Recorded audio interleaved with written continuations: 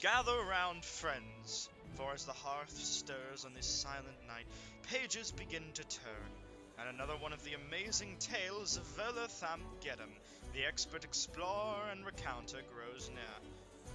Tonight, I give you the rare experience of getting a sneak peek at my next volume, Volo's Guide to Spirits and Spectres, coming soon to a bookstore near you, with the assistance of your very own Tim Waterdeep Limited.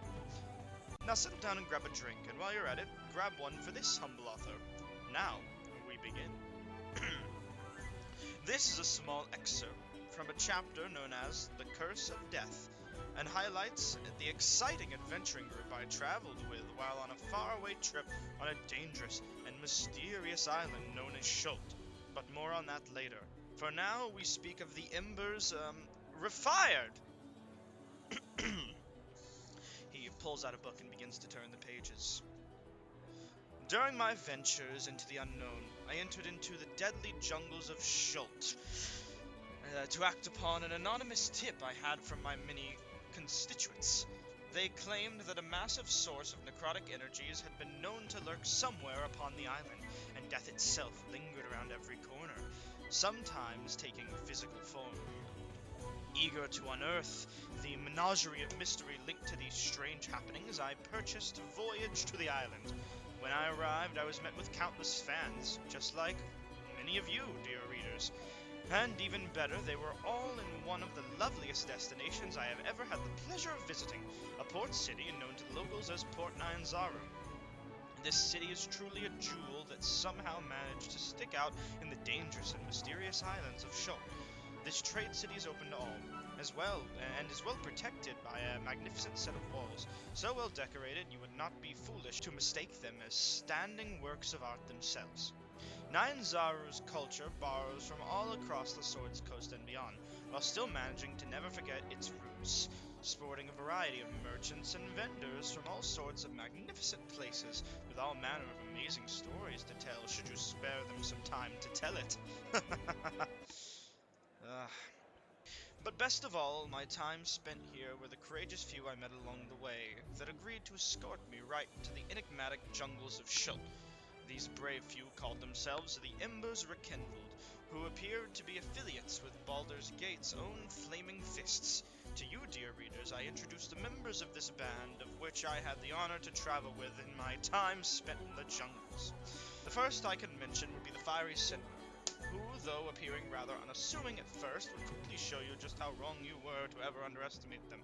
During our adventures, this strange spirit walker always seemed to keep an inspirational, though admittedly off-putting sense of calm, at least until a fight. For then the fires would roar. A stern protector of the jungle, anyone who dares to challenge their home will most assuredly need to answer to Cinder. Next to name would be the mighty Wolf, or Wolf, as would be his official name. This fearsome warrior of stone seemed so tied to the island that I can swear at a point the dinosaurs themselves called him brother. In battle, it would come to no surprise that he was fierce and brutal, though managing to shine through this stone beast was a heart of gold, always looking for a way to do what was best for anyone who called the jungles home. Next, we meet Viren Cogna, a name I shan't soon forget. A strange drow fellow of even stranger theological interests, Viren was a mystery just waiting to unfold over the course of our journey. Allow me a moment to be blunt with you, dear reader. There were times that even I, Volo, doubted myself and what I was doing while on this mighty quest. And that which kept me going was the unbreakable spirit and determination possessed by this courageous fellow. So, as much as I owe my thanks to him for the inspiration he gave, so do you as a reader owe yours, for this book might never have reached publication without him. On next to Jackstay, a troublesome though rakish tabaxi fellow that proved instrumental when it came to navigating the dangerous seas surrounding Schult. Before him lied a destiny fit so specifically to him, I could not place my finger on anyone quite alike. Proficient in getting into the right kind of trouble was he so that tales around him practically write themselves, a muse in its most dashing form. Not rivaling me, of course. I would be amiss to leave out Lucian, an icy soul with his eyes always ahead of the prize. His powers are nigh unexplainable, as he always seemed to have an understanding of what's coming before it even had a chance to arrive. There were many times I was sure that we were completely in over our heads, but alas, when I dared to think so, I was immediately proven incorrect, time after countless time again. Appearing almost alien to our ways, when we first met, he was quick to learn and apply himself in the most advantageous way possible, making sure our quest went as well as I could ever imagine it going.